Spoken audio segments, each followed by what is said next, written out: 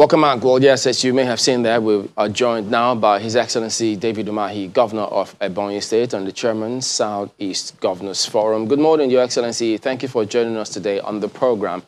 Well, the announcement of Ebube Agu, has this always been the plan, or this was necessitated by developments going on in the Southeast about those security threats, the attacks we've seen in different parts of the region?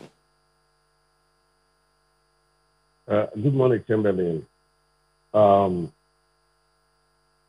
It has been there. Do not forget that the Southeast has started this issue of regional security, and we had membership from all the Southeast states to coordinate the activity. What we didn't have until this last week was the common name and mode of operation. So we have fine-tuned them, and we came out with the name, and that's the Ebube that we are now. This was the view, I think, last year. I mean, a lot of people thought the Southeast was going to come up with something. It was around the period Amotekun also was taking shape. And then you had that meeting with the Inspector General of Police. I recall that Ohaneze Ndigbo staged a walkout, and then I think things eventually were resolved. But coming out of that meeting, you said you had bought into the community policing initiative of the Nigeria Police Force that's at the top. So when we asked that, has this always been the plan? It seemed as though you were going the way of the community policing initiative originally, and then this comes up. Well, you have to understand, the mode of operation of the Ebube Agu, because the content has always been there, even before the nation started talking about community policing. It has always been there. It's people-oriented security. Did you always plan to have Ebube Agu as you're planning to have it now? Or let me just rephrase. What happened to you buying into the community policing initiative of the Nigeria Police Force? The community policing is different from Ebube Agu. So these are two distinct programs. And I thought we were talking about Ebube Agu here. But if you are talking about community policing, it's also a very good program, because the content is such that the traditional rulers came in at the various communities, and the Nigerian police force did not draw the members, for the community. They drew the members by themselves. So that is about community policing, and I think it's a good process. So is Ebube Agu going to function as regional security? I do not understand what you call regional security. If you let me understand, then I can explain. Okay, maybe you should go ahead and tell us the modus operandi of this security network, because, I mean, the impression people have is it is going to be a regional security. We had the chairman of the Southeast Security Committee saying, well, they're going to function as such, as regional security. States will pass laws that will enable Ebube Agu function in different states, but they will be able to cross borders, they will cooperate, and have a central command in Enugu. You said it all, Emily. When people talk about, regional security, you must know that as a governor, as a leader, you have to operate within the limits, of the Constitution of the Federal Republic of Nigeria. You may have pressure, which goes with the job, but you must confine yourself to the Constitution. What we are doing in South, which is lawful, which is within the Constitution, is that every of our 5 Southeast states, we have our security network. You can call it a vigilante, if you like. And this vigilante is a creation of the law. So when people say make laws, they are not in the knowledge that we already made laws. There is no way we would have been operating in our security in our various states that is people-oriented without a law. So we all have laws. For example, in Enugu State, you have two aspects. You have the forest guard and you have the neighborhood watch. Ebonyi State have the neighborhood watch. Anambra State has a name. The Igbo State has a name. Abia State has a name. So this type of security program is weaved around the concept of community policing or state police. In the sense that the best that the security outfits in Enugu State can do for Ebonyi State is to share intelligence. And that's why when we talk about state police, it's because we are going to be joint members of the police from within the state who know the social terrain, who know the history of the state, who know, all the problems of the state. And that's what this Ebube Agu is about. So when we bring our 5 Southeast security outfits together, then you now have what is called Ebube Agu. And the headquarters is in Enugu State. We're going to have some, communication equipment there. We're going to share intelligence. The Ebonyi people could cross over to Enugu State because we share boundaries, maybe chasing criminals, maybe rescuing kidnapped victims, and so on and so forth. So that's how it operates. But further to this, there is going to be an amendment of the laws that we have passed in our various states to incorporate the cooperation, between states in this regard. And our committee that is, coordinating this, being contributed by various states of Southeast, I've already drawn up, the law that will be common to 5 South states in terms of this cooperation. But for example, in our, local security, outfit, we may have a particular challenge in Ebonyi State, which is different from the challenge in Enugu State. And so we have to incorporate that in our law, which Enugu State may not incorporate. But all said and done, the content of the law should be the same. It is to protect our people, is to make peace, amongst all the people living in South. When you say that, Ebube Agu is basically the coming together of those individual security outfits across the Southeast states to form a joint front such that those operatives can cross borders and operate in neighboring states just to share intelligence as well. For me, it contradicts what you said when we hosted you last month. And just to take a quote, you said that if anybody tells you that there could be security personnel contributed from different states to form joint security for this region, it is not a possibility. And that was when we asked you about a possible joint security network. And you said it is not a possibility. Is this different from what's happening now, or this is just taken out of context? I'm sure you didn't understand me very well. My statement last time and this time, that's still very consistent. I'm saying to you that we have, security outfits in our 5 states. And these outfits are peculiar, in each of the states based on the problems we have in the state.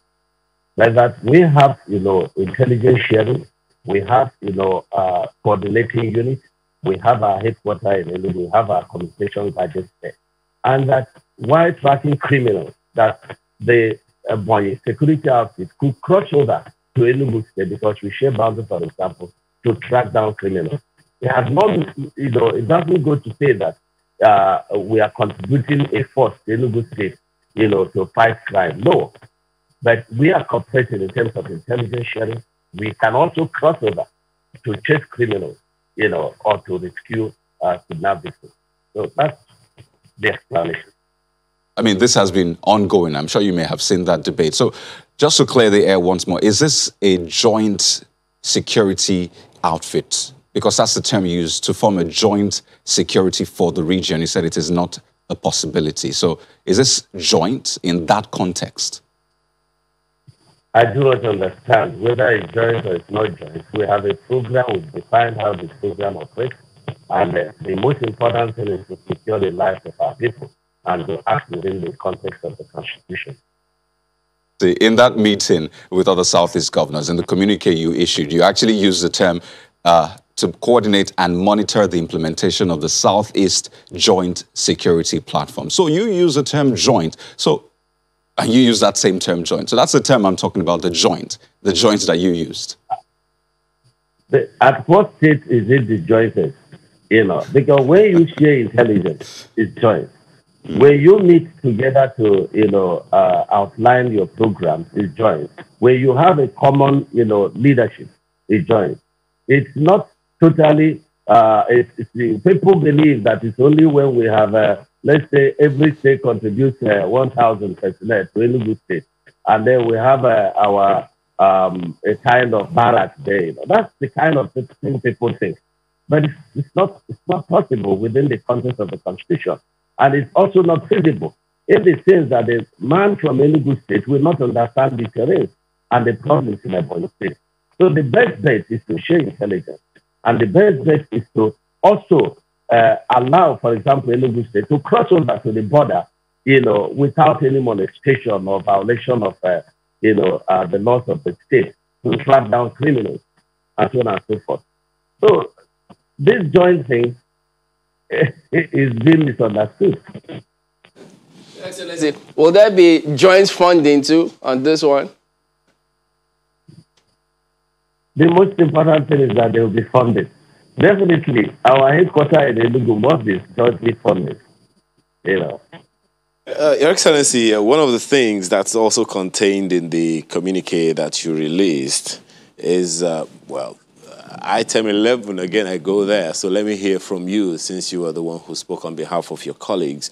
The Southeast governors requested the acting IGP to stop the influx of IGP monitoring units, but to allow CPs and state and zonal commands to handle their cases.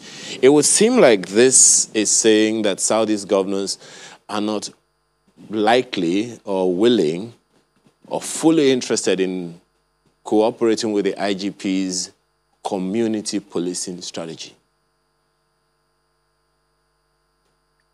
What you have asked is totally different from what we meant and what we read out. The community policing, we've embraced it. We've demanded the federal government to fund it. It's community-based and it's powered by the people. But what we were trying to complain to the new acting IGP is what we had agreed with the immediate past IGP. You have a police command and hierarchy from the Abuja headquarters. You have the zonal command.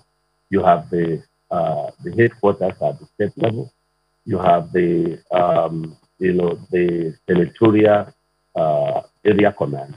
You also have the police headquarters at the general government. So it's an aberration for somebody to sit down somewhere and write a petition to Abuja, and they come down to arrest people without any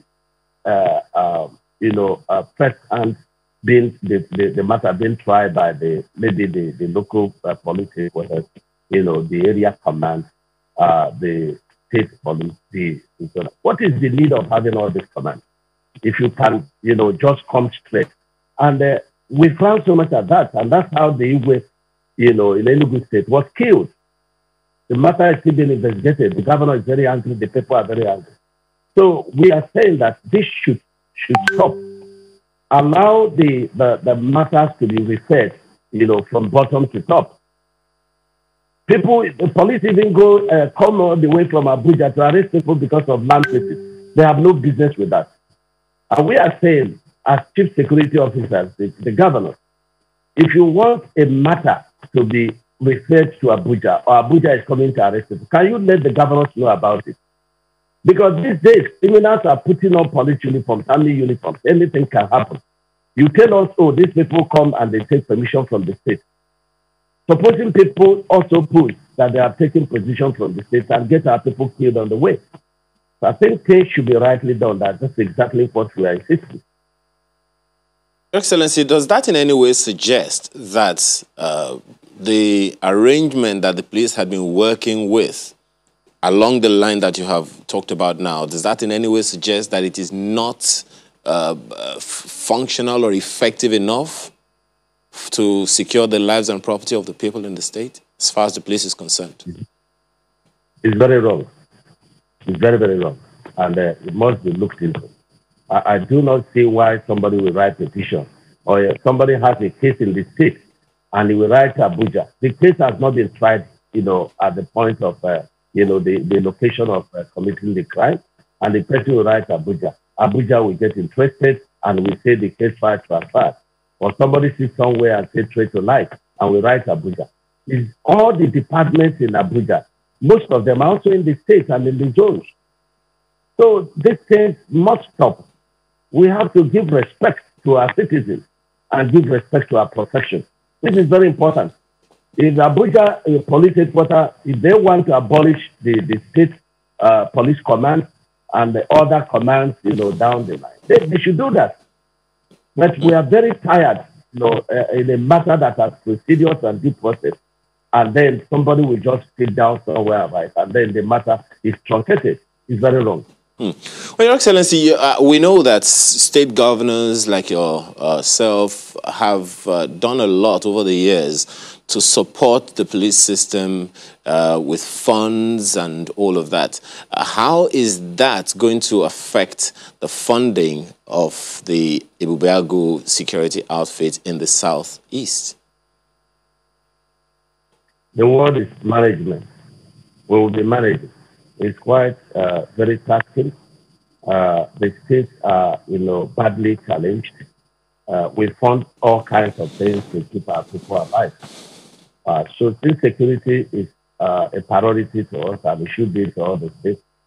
Will we do everything possible to combine the funding, the assistance we give to our security agencies, and of course, will we properly fund the Ebube Agu? Talking about funding for Ebube Agu specifically now, the key word here perhaps would be sustainability. How is the outfit going to be funded in a sustainable manner? It's just actually how civil servants in my state, will be sustained. This is a creation of law. Our people are working there, they need to eat. They need their dresses, they need mobility and so on and so forth. So it should be properly funded. I told you that, security is number one, even before health and education, because it's the man that is alive that seeks health and that seeks education. So it should be funded properly because it's our, priority. Well, we had a former commissioner of police who was speaking on funding, which may be a challenge if not properly handled to any security outfit. And he was suggesting that the states needed to have more funds from the center if those outfits in different states have got to survive, maybe such as Ebube Agu. Will that be necessary? More than necessary. We need more assistance, we must at the same time commend Mr. President as far as governors are concerned. They have supported us in all kinds of, diverse forms. We understand we have global, economic challenges, and Nigeria is not an exception.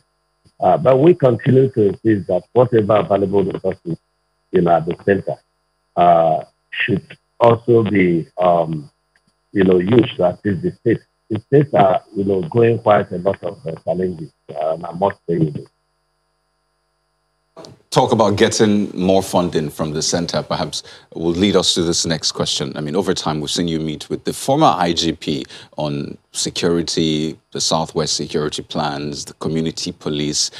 For this current acting IGP, what has the interface been like? What is the response you're getting from him regarding this? Because I think this will be vital to talks about funding and the rest.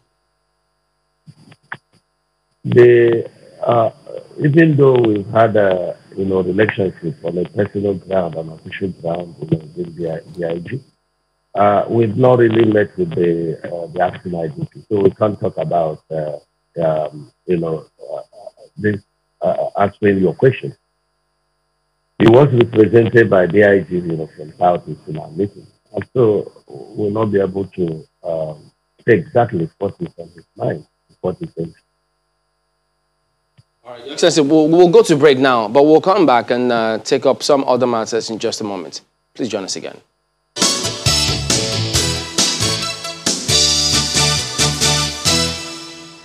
Welcome back. We're having a conversation with His Excellency Dave Umahi, Governor of Ebonyi State and Chairman Southeast Security Forum. Your Excellency, could you tell us, having made that announcement, what is the plan as to when it will actually take off? Kimberly, it has already taken off. Oh. I told you we have laws in our state for the formation of the security, and the security has been working. What was not there before was the name and the mode of operation in terms of cooperation, sharing of intelligence, and just that. So we now have them, and so they're working, and they're going to be very effective. We're going to formally launch that step by step within the coming week.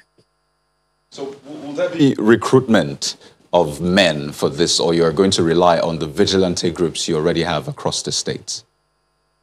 We already have security people. We are going to be expanding as resources are available. We're going to be expanding as security challenges, coming up. We're going to be expanding. So they're working. So are they going to be bearing arms? Well, if it's within the Constitution, we will do whatever the Constitution says in this matter. So when you said that, laws exist already, but some of them will be amended, but you say that it has kicked off already. So to what extent will that amendment affect this that has kicked off? What areas specifically are you planning to amend if this has kicked off already? I already said so. In terms of, intelligence, in terms of, funding our headquarters, in terms of,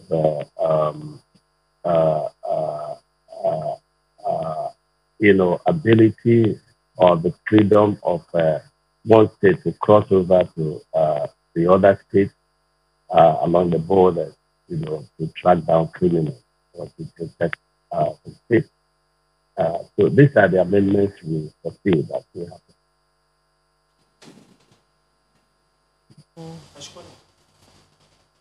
Well, Your Excellency, if I may come into the conversation now, looking at the front page of Blueprint newspapers this morning, I don't know if you've seen this. IPOB to Southeast youth, embrace Ebube Agu, join your ancestors. That's the lead headline on the front page of Blueprint this morning. Now, for a number of people, it just goes to emphasize what they perceive could be the immediate challenge that Ebube Agu as a security outfit could face. Because before now, perhaps as a reluctance of the governors to form a security outfit, we heard of the establishment of the Eastern Security Network. And people are asking, how is this new vigilante group called Ebube Agu going to function, especially with the existence of the Eastern Security Network? The governors want to uphold the Constitution of the Federal Republic of Nigeria. We are working within the context of the Constitution. We are not going to be talking about, illegality. So we cannot join issues with illegality. But we are working to protect our people. And one thing we must know, and know very well, is for those who are calling for war in this country, especially those who are outside this country, one thing I tell them is that come back and lead us into war. Be at the forefront of the war, and we follow you. But you can't stay in the comfort of your zone and in your rooms and then be making all kinds of utterances, inciting people to go.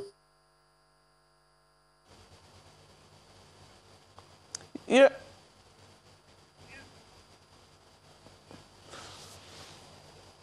It does look like we have some audio issues now. I don't know if His Excellency can still hear us. I can't hear anything here in Abuja. Gentlemen, if you can you? Our connection back, and when we do have it, he will just go ahead and conclude his thoughts on that particular headline at the front page of one of the dailies today, which we did review if you caught the opening sequence, where they were just trying to dissuade people. But part of the point he's making is such that they will work with the existing laws of this country.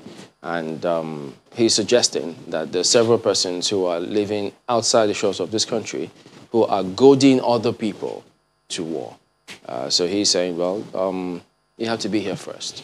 And so when you're here, let's see if you still maintain that narrative. I mean, yeah, people will disagree with certain things. That's a given, you know, but whether or not they'll maintain the same narrative while here, who knows? I guess it remains to be seen. Maybe he'll shed a lot more light on that when we do get that connection back. Because I think that's another front that this whole insecurity war battle is being fought. Yeah. You call it propaganda, the information. I mean, there are people that follow these trends from day to day. There are people that go on social media, they visit websites, they listen to things. So you need the buy-in of those people, for example, if you want any security outfit to succeed. But how do you ensure that when there seems to be some conflicting information from different areas? So that would be a major issue for, you know, the governors to contend with. And we'd like to also hear plans about countering such. I remember what we say about vacuum. So when you have that conflicting information in some other areas, people, if they feel hard done by about certain things, some of those actions, it could be actions, it could be inactions of people in authority. And so, because for those people to be making that comment consistently, it does suggest that there are those who are buying into it. Oh, absolutely. Because if they make those comments and people don't subscribe to it, they will feel as though they are lone wolves, as it were, in certain areas. But I'm not sure they get that same impression, hence why they seem to continue. It will be very good to hear, you know, His Excellency, the Governor of Ebonyi State, speak to us, especially about how they are carrying people along, because I think that's really, really critical. You know, the trust quotient between the governed and the government is not just between the federal government and the state governments. It's not only the federal government and the people, it is between the state governments as well and the people. Of course, the experiences during the NSAS, the looting of palliative warehouses is just one example of the highly depleted level of the trust between the people. And so there's a need for communication of the intents of the people of governments to the people.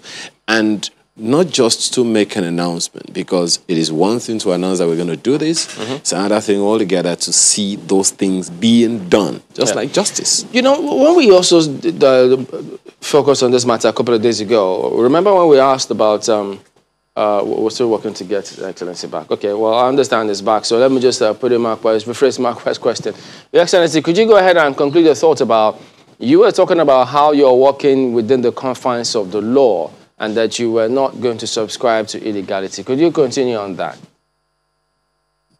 Yeah, I was already, you know, done with that. But, you know, just to refresh the fact that the governors swore to work within the limits of the Constitution, and there's no amount of pressure that will make the governors to go outside the Constitution. And that I was warning that people who darken country without knowledge, stay mostly outside the country, and the additional kinds of protection and reciting words should be very careful. And what I always say to them is, if you want war in this country, you can come down and lead the war, not to stay outside and say all kinds of things. So we are not going to subscribe joining issues to illegality. So somebody is, you know, dishing out words of terrorism and threats. These are, you know, very funny, because if you are working for the people, you first of all wait and see if this security outfit is not able to protect our people. But if your own security outfit is to cut the family between us and other tribes, you know, in this country, which will lead to insecurity of the lives of our people living, you know, elsewhere in this country. We say no to that, and that's what we've been fighting, and we keep fighting that, and we have no apology for that. So how are you, because I mean, it would seem that you're making reference to some of the videos that we have seen of men alleged to be of the Eastern Security Network going into bushes and burning the huts of people who look like herdsmen, Fulani herdsmen more specifically.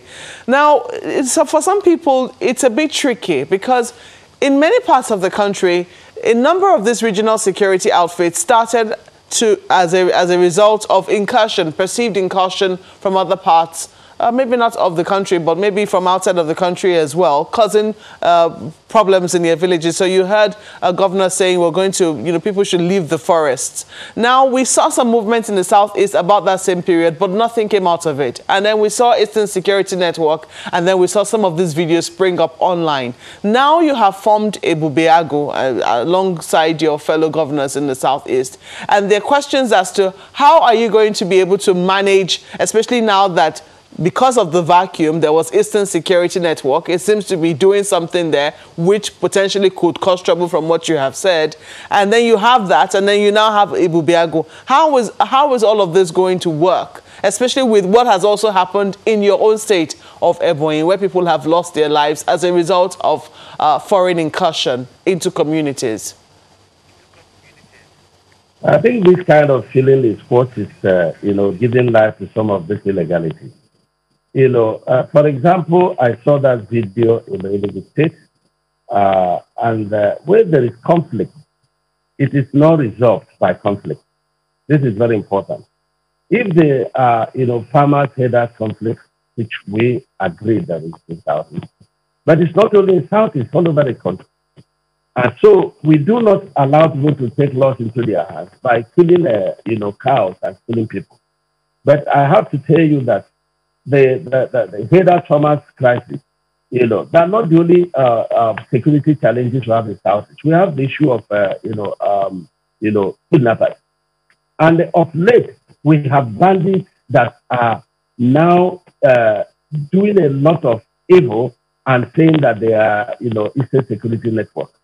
They commit a lot of crimes and say the IPOB. And most of the time, IPOB will come and say, we have no hands in this. We have no hands in that. And so this is what is going on. We do not know which one is which, but we have the command of the law to protect the lives of our people. And we will not allow illegality to thrive in our land. Conflict will not resolve conflict. And whoever is doing whatever anybody is doing or saying, he should know that we governors, we are being very careful to manage conflict in Southeast so as to protect the lives of our people elsewhere. This is very important. But this is the reality, Your Excellency. I really hate to press on it. This is the reality you currently have in your states, in different states of the Southeast. The question is, how do you intend to manage it? You have formed a new outfit. Another security outfit already exists, illegal as it is. At least that's what you say it is. How do you intend to manage it? Is the work of Ebube Agu also going to be to manage this illegality, which you say it is? Of course, you should know that, because how do you manage illegality? You have to bring illegality within the confines of the law. This is the way to manage it.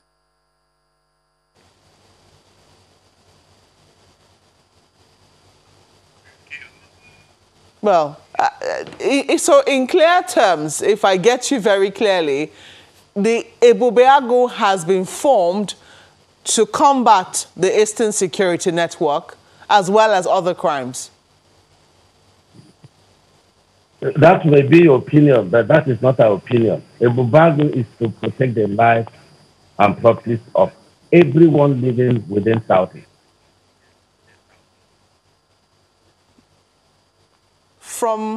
To protect them from what? There must be something that has prompted the quick, because you have said that they're already in existence. It would seem that all you had to do was proclaim it. There were already laws which you're going to be relying upon. It has come into existence. What has prompted the hurried formation of this group? That's what I'm asking.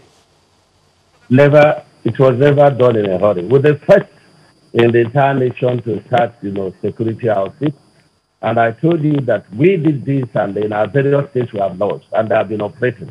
And in some states we have two different kinds. Like in Enugu State, I told you we have forest guards, we have also neighborhood watch.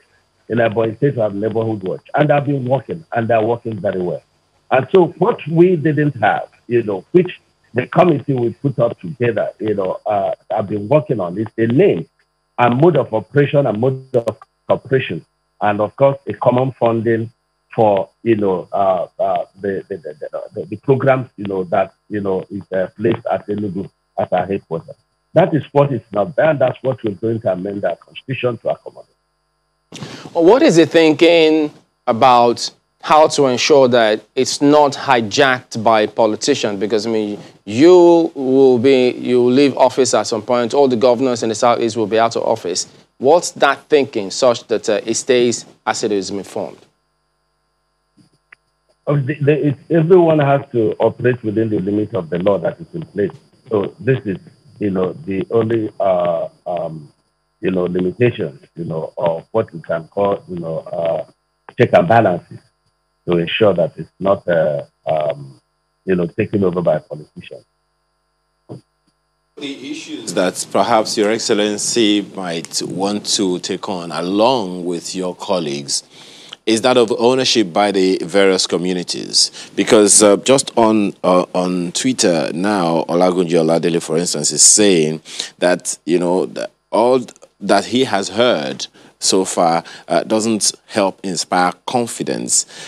So now, perhaps that also begs the question of how is this Ebube Agu being communicated to the people in a way that they can take ownership of it? Because, as you know, nature abhors vacuum. The problem of this country is that people will leave their problems, and I love them for that. And make your problems their problems, But what some of these people are doing is to incite the Southeast into war, and they will step aside. And we are not going to buy into that. We are not going to be deceived again. We have to manage our faith. Whether it inspires confidence in him or not, it doesn't matter to me. What matters to me is that our people will be satisfied with our efforts in protecting their lives and properties. Our people must be very careful, and know that there are grand plans of people who have no interest in Southeast to incite them into war. And we are wiser than that. We will not buy into that. Now, the killings, the attacks that occurred in your state, for instance, I know you have spoken strongly about it, and you did say when the vice president visited that a solution needed to be found. But not long after that, there was another attack in some other areas. Could you give us an update? What is the current situation now? Well, the attack we had, the herdsmen attack, was just once, and the Shell local government. But what people are doing now is that if there is any conflict, it's easier for them to say the herdsmen, and we've come out strongly to debunk that. And we've come out strongly to let them know that some of these things, will not, provide the needed peace that our people need, living outside South. This is very important.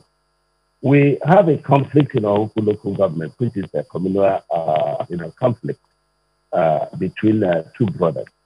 That has been ongoing, and it has spread over to Benue State because some of our people are also living in Benue State. And just a few days ago, the long-age, land dispute between the Ohuku local government and Agila in Benue State, they came and attacked our people, and a number of people were killed and houses burned, along the border. And it was very easy for people to jump to their Twitters and say that the herdsmen came and attacked us. But one thing that was certain was that the people that came to kill our people, took one of the pools, of the indigenous of our local government. And when we called on the pool, the voice there was definitely not of herdsman's voice. And the man was saying that, the owner of this phone has been killed and that they're going to do more killing as far as, we don't leave that land for them. So, but it has already gone, bad. And I think even a channel reported as such. I hope it's been corrected. So these are some of the conflicts we have, and it's been there for a very long time. I think the conflict in that Ohuku axis has been there for over 50 to 100 years.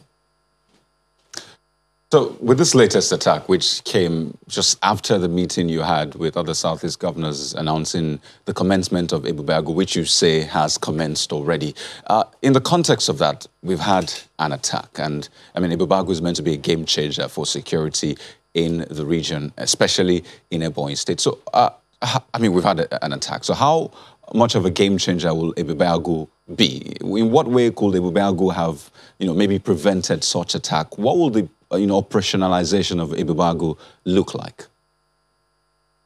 Well, even in the Western world, where you have good civilization, the security outfit there is not been able to totally eliminate crime.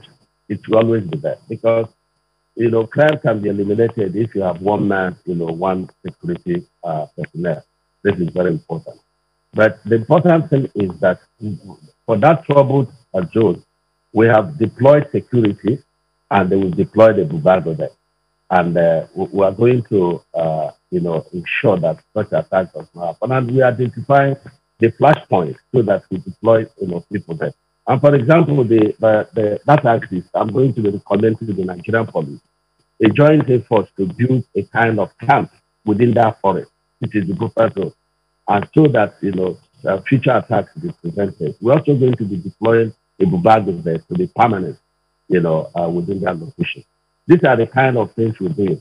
Ebube Agu can come from, because they all contribute and they're all based in local government. But if one local government is troubled, then Ebube Agu will have to move all over the state to rescue, that particular local government. Well, Your Excellency, you're a leader among leaders in the country, and you naturally be able to speak to some other bigger issues, so to speak. What is happening in the Southeast in terms of security is not limited to the Southeast, as you well know, as everyone does. But then if you do a simple search online, you will find out that most of the insecurity is usually attributed by security specialists to economic inequalities and the rest of it, unemployment, poverty, and the rest of them. And you also sit at the economic meeting every so often. What would you say is the national plan or national thinking about preventing security as opposed to fighting insecurity as we already have it now? Well, there are a lot of issues that with around the security matter. There is very high level of unpatriotic acts in the country. There are a lot of people that want to, get to the top, to leadership, by all means. And that's even happening in Southeast, where they will go and they hire bandits who go to bomb police stations and then, kill police people, and they turn out to say that they are IPOB. They are not IPOB. They are just criminals being hired by people to do this. But the truth remains that the country is going into extreme politics. And then it is easier to make money in politics. It's easier to make money blackmailing people. It's easier to make money threatening people. It's easier to make money. And so we have departed from the culture of hard work. And so you blame the president, you blame the governors. No, it is everybody's work. In China, everybody is working. You see, I've been to China several times, and you don't see the aged people on the road. You don't see the young working class on the road. You see school children, going from their school back to their homes.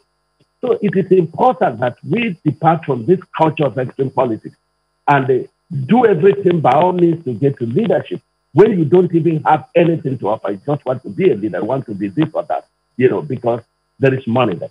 And people have never managed, 100 million. They want to manage billions. It is difficult. So I would suggest that we should evolve this culture of everybody trying to do something. Have a second or even first address. Let politics be the second address. Before, businessmen had the opportunities of doing contracts. Today, do we still have businessmen doing contracts? Who are the people doing the contracts? These are the problems of the country. It's leadership and also the led. We are all part of the problem. Until we all sit down to agree that we love our country and that our patriotism is not to our conscience, it's not a, tribe, it's not a, region, but to our nation, this is very important. All right, then, Your Excellency, Umahi, Governor of Ebonyi State and Chairman, Southeast Governors Forum, thank you very much indeed for your time this morning. Kimberly, thank you very much. I appreciate this outreach. Thank you.